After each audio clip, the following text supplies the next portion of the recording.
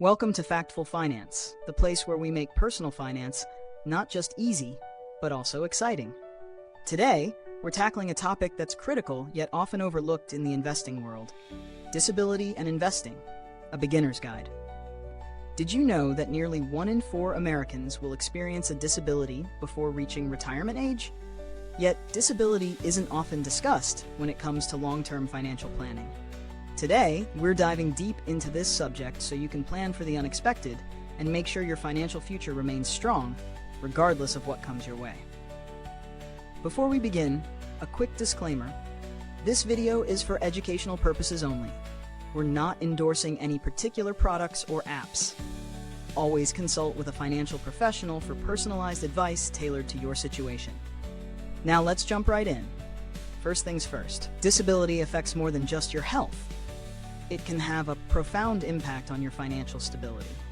But don't worry, we're going to walk through strategies to help you prepare, even if you're just starting out. Step 1. Understand disability insurance. In the event you can't work due to an illness or injury, disability insurance helps replace a portion of your income.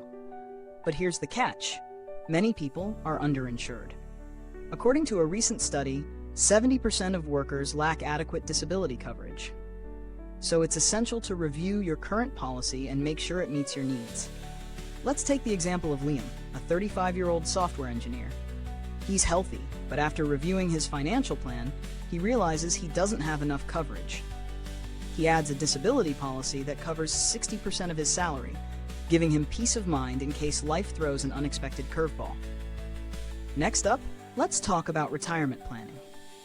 This is an area where a lot of people get stuck because the focus is usually on saving for retirement without factoring in potential disabilities. But here's the thing: if you're unable to work for an extended period, you might need to adjust your retirement timeline or contributions. This is where a disability rider on your 401k or IRA can be a game changer. It helps ensure that you continue contributing to your retirement accounts, even if you're not able to work. For example, Emma, a teacher in her late 40s, was diagnosed with a chronic condition that forced her to cut back on work hours. Thankfully, she had a disability rider on her IRA that allowed her to keep making contributions even while she was receiving benefits. As a result, her retirement savings stayed on track, and she didn't have to sacrifice her future financial goals. Moving on to investing. Yes, investing is still key when preparing for a disability. When setting up your investment strategy, consider low-risk, stable investments that you can rely on if your income takes a hit.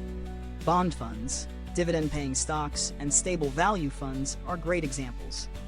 By prioritizing safety, you help ensure your money continues growing while you're not working. Take Benjamin, a 40-year-old accountant who's been investing for years. He decides to move a portion of his portfolio into more secure, income-generating investments like bonds and dividend-paying stocks. Now, if he ever faces a disability, he knows his investment strategy will still provide consistent income, even if he can't actively manage his assets. Lastly, let's touch on emergency savings. The most basic rule of personal finance applies here: build an emergency fund. Experts recommend saving at least 3 to 6 months' worth of living expenses.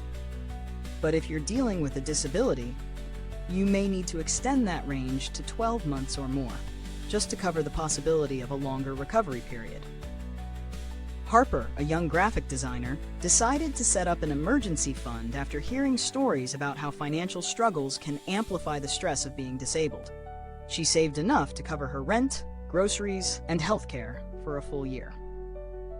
When a car accident left her unable to work for several months, her emergency fund was a lifeline. By now, you should see the big picture. Disability isn't something you plan for with just insurance.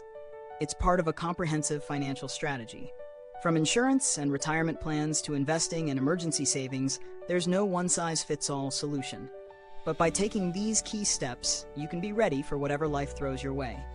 So, what's the first step you'll take toward making your finances more disability ready? Let us know in the comments below.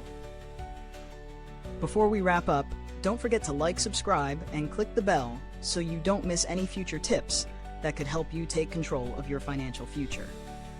And if you enjoyed this video, we think you'll find the one on emergency savings strategies just as helpful. Thanks for watching.